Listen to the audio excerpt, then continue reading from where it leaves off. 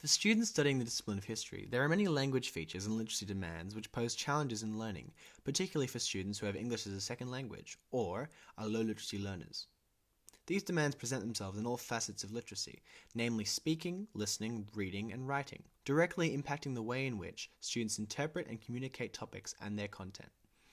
The requirements placed on students of the discipline are outlined in the learning outcomes of the EDSE syllabus, with an awareness of the literacy demands placed on students being essential among history teachers so that they may work to assist their students in reaching their full potential. As is the case in all disciplines, speaking comprises a large portion of lesson time, and of communication in general.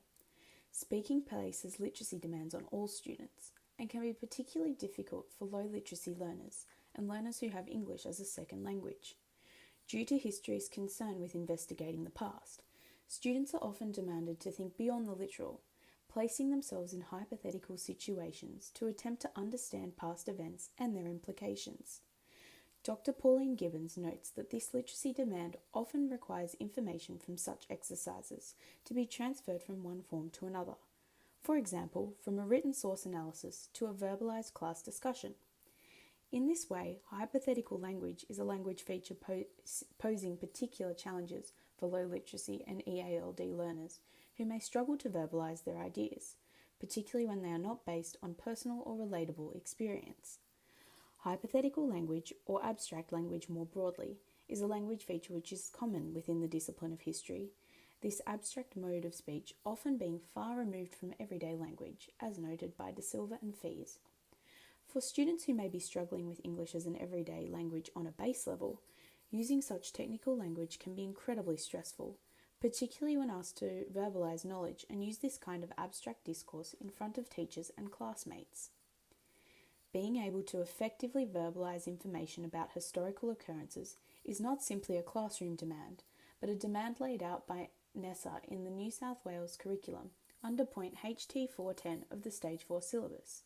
Specifically, this outcome requires students to be able to select and use appropriate oral, written, visual, and digital forms to communicate about the past. Thus, without a satisfactory level of proficiency in speaking as a medium of communication, students will struggle to demonstrate their understanding and therefore be unable to meet other central outcomes of the syllabus, all of which require the communication of content understanding.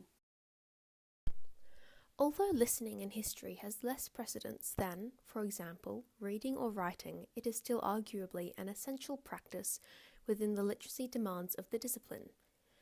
Students are required to cognitively evaluate the spoken word through the transmission of oral myths and legends or speeches given by historical figures.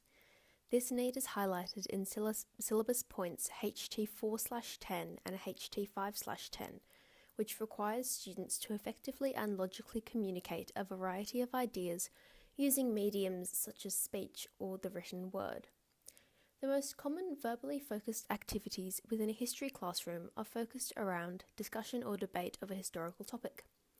Gibbon's appendix asserts that casual discussion and historical explanation both feature the use of field-specific nouns, nominalizations, and the use of passive voice, all of which EALD students can find challenging to use.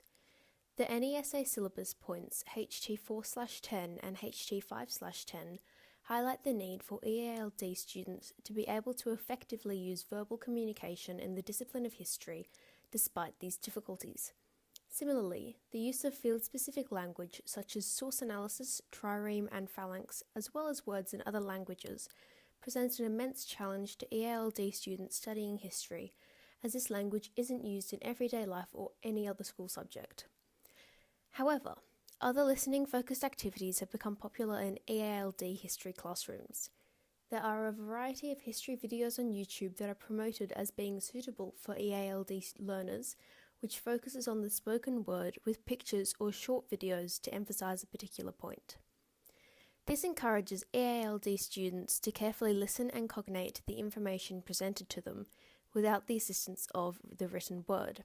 However, listening, like speaking, isn't really given precedence within the Australian EALD history curriculum, as the primary focus of history is based upon interacting with past events through reading written sources and writing essays. According to short, Vogert, and Echeverria, reading is the foundation of learning in schools, being the main source of information provided to the student on a particular historical period, especially the further back in time the focus is. In reading history, like within the subjects of English and social sciences, the learner is engaging with a deep chasm of academic and technical vocabulary.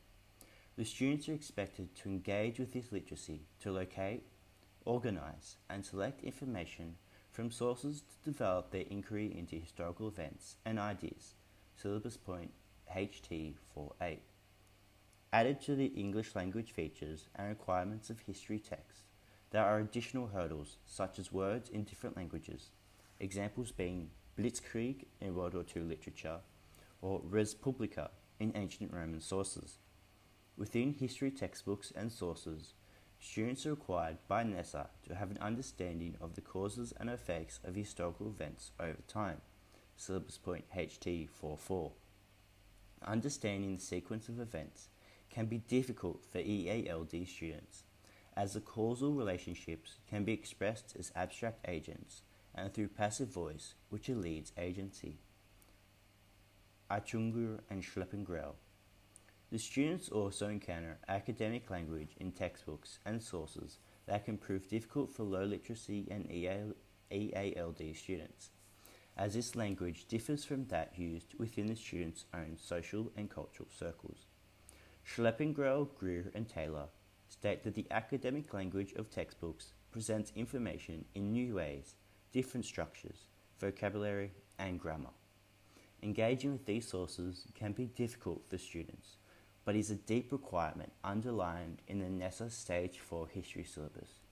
Students are required to use a range of sources, to expand their knowledge and understanding. Lally claims that history is wholly dependent on reconstructing language. As such, writing is central to the production of history, as most primary and secondary sources are produced as written text. Further, the most common form of assessment in history education requires a student to demonstrate their knowledge by writing responses to questions which analyze and engage with these sources. There are three main areas of difficulty for EALD learners.